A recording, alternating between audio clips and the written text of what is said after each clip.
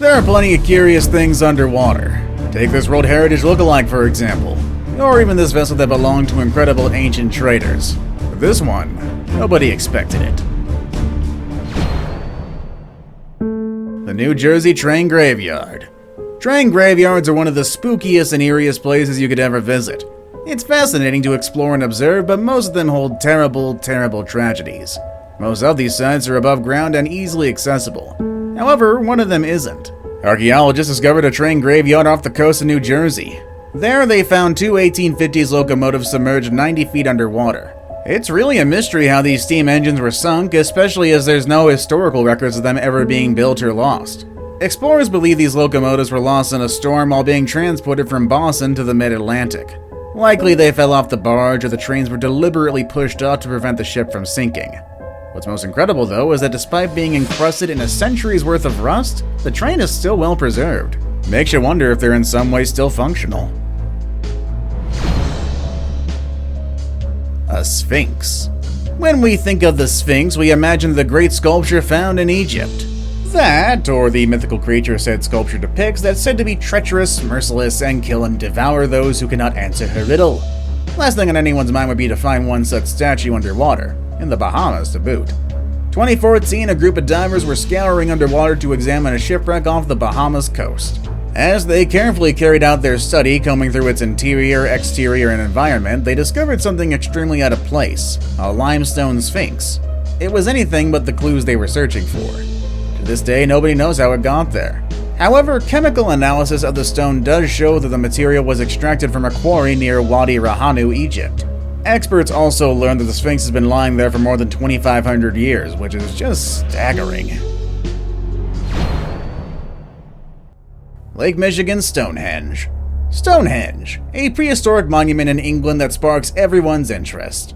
Not only is it a UNESCO World Heritage Site, but studies suggest that it could have initially served as a burial ground, as deposits of human bone that date as early as 3000 BC were dug nearby. Makes you wonder just what the history behind the Lake Michigan Stonehenge is. Could it be as innocent as just regular rocks, or eerie as aliens? Well, in 2007, while underwater, archaeologist Mark Hawley was scanning for shipwrecks at the bottom of Lake Michigan. He stumbled upon something unexpected. Instead of ships, he found a line of stones believed to be constructed by our ancient ancestors, including one stone that seemed to be a carving of a mastodon. There were beliefs that this structure could have been 9,000 years old. However, this couldn't be the case, as mastodons became extinct 10,000 years ago. Wonder how old it truly is then. The USS Oriskany. When we hear of shipwrecks, we often assume that it was sunk during a war or that a devastating sea event caused a tragedy. However, not always the case. The USS Oriskany lived an interesting life. Nicknamed the Mighty O, this was one of the few Essex-class aircraft carriers completed after World War II for the US Navy. Really a little ironic, since its name came from one of the bloodiest battles during the Revolutionary War in 1777. Still, that doesn't mean she wasn't used at all. USS Oriskany was used during the Korean War. She earned 2 battle stars, and she earned another 10 during the Vietnam War. Now, eventually, she was decommissioned in 1976 and sold for scrap in 1995. However, it was repossessed in 1997, and in 2004, the Navy decided to sink the USS Oriskany to create an artificial reef. This was soon done, and today she's the biggest vessel ever made into a reef. The SS President Coolidge. The SS President Coolidge was commissioned by the Dollar Steamship Company in 1929. It cost just over $7 million. Given its name, it's to be expected that this liner was indeed a luxury ship worthy of its name. At the time, it was the largest merchant ship built in America. Designed to accommodate 988 passengers and a crew of 385, no expense was spared in furnishing the interior to be like some of the best hotels at the time. However, the ship was used for different purposes when the war came. Refitted and painted gray, this liner became a troop transport and carried soldiers and vital supplies throughout the Pacific. After its conversion, where all the luxuries were then replaced with military equipment, it carried 5,000 troops. Unfortunately, in 1942, it was sunk by mines that tried to enter a military base in Espiritu Santo, which is now part of Vanuatu. The Baltic Sea Anomaly. We've heard about several UFO sightings in the skies, but has anyone ever thought to check underwater? Yeah, I sound weird, but nothing changes the fact that the Ocean X diving team found something odd in the Baltic Sea. A UFO, if you will.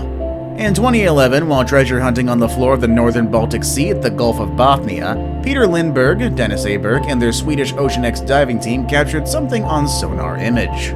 Take a look at it. Pretty odd, am I right? Well, that's because it is. The group suggested that what they had unknowingly taken a photo of was of non-natural origin. That, paired with its unusual features, made plenty speculate that this anomalous object was a sunken UFO. Didn't end there either. These speculations were also published in tabloid newspapers, furthering people's interest. Certainly caught mine, at least. Sadly, most experts agree that this UFO is likely only a natural geological formation. Cars that solve decades-long mysteries. Nobody ever wants to lose loved ones, but sometimes it does happen. Some go on missing for all time, while some eventually do get found.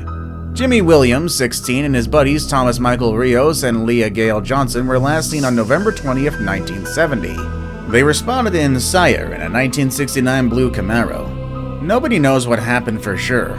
All anyone knew was that they were planning to attend a football game that night. But unfortunately, none of them ever came home. At least, not back then. 2013 rolls around. While police were testing sonar equipment in False Lake, they were shocked to discover two cars in the lake. One was a green 1952 Chevrolet, and another was a blue 1969 Camaro. Both had bodies inside of it, and after testing, it was confirmed that they were the missing trio, as well as another group of missing people from 1969. It's tragic, but at least now their loved ones can have closure. Ancient Egyptian military vessel. While exploring the sunken city of Thonis Heraklion, found in the Bay of Abu Qur, divers discovered the remains of a military vessel dated back to the 2nd century BCE. It's believed that the ship was moored beside the city's Temple of Amun. When the structure collapsed, it sank into the boat due to its large block's weight. The ship's design shows a mix of ancient Egyptian and Greek techniques. Study of its materials showed that builders used mortise and tenon joints. On top of all that, the ship was partly made out of reused wood. This suggests that it was made in Egypt.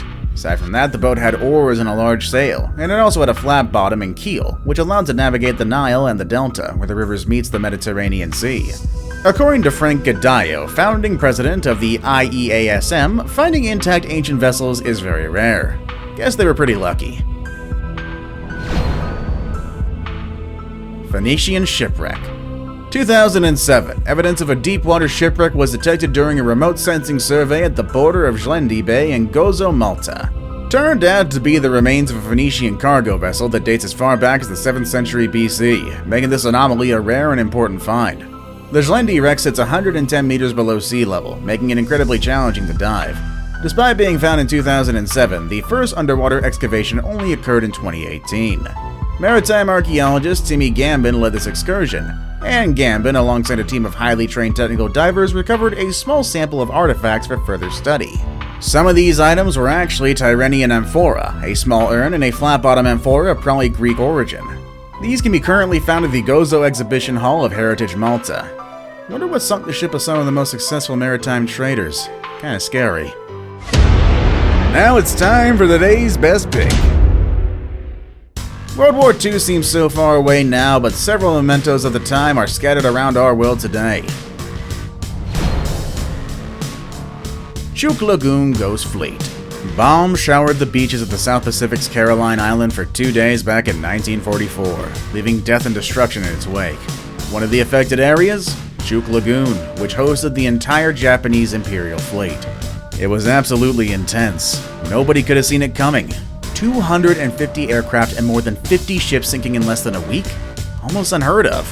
However, that was the reality of World War II when Operation Hailstone was carried out, often referred to as Japan's Pearl Harbor. The sheer number of lives lost made this incident even more devastating.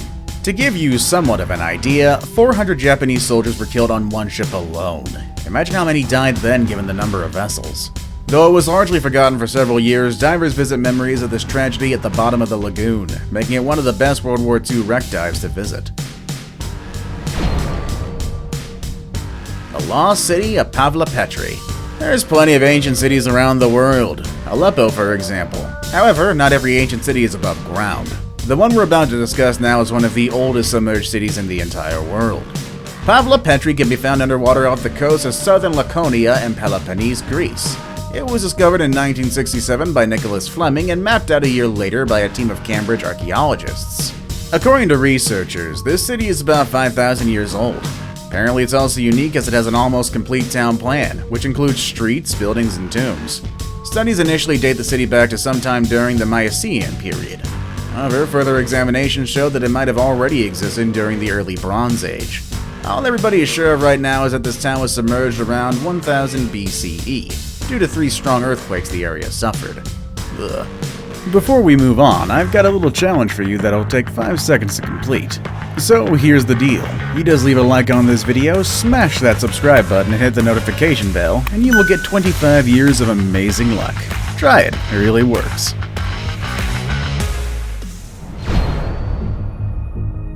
Dwarka. The city of Dwarka doesn't only hold religious significance but archaeological importance as well. According to the epic Mahabharata, this city's ancient incarnation is the ancient kingdom of Krishna, a fortified city about 84 kilometers across, where the Gomti River and the Arabian Sea meet. According to the same text, this city sunk beneath the Arabian Sea upon Krishna's death. This led to many archaeologists attempting to find physical evidence of ancient Dwarka off the coast of its modern-day counterpart. And you know what? They did! Sorta. 1988, experts discovered artifacts, jewelry, and broken structures over 3,500 years old. The most definitive discoveries were sandstone walls, grids of streets, remnants of structures, and copper coins dating back 9,500 years ago. These findings are being debated, but more underwater digs are being planned. If they find the settlement's exact location in the future, though, it'll be of great historical significance to India. See you all next time!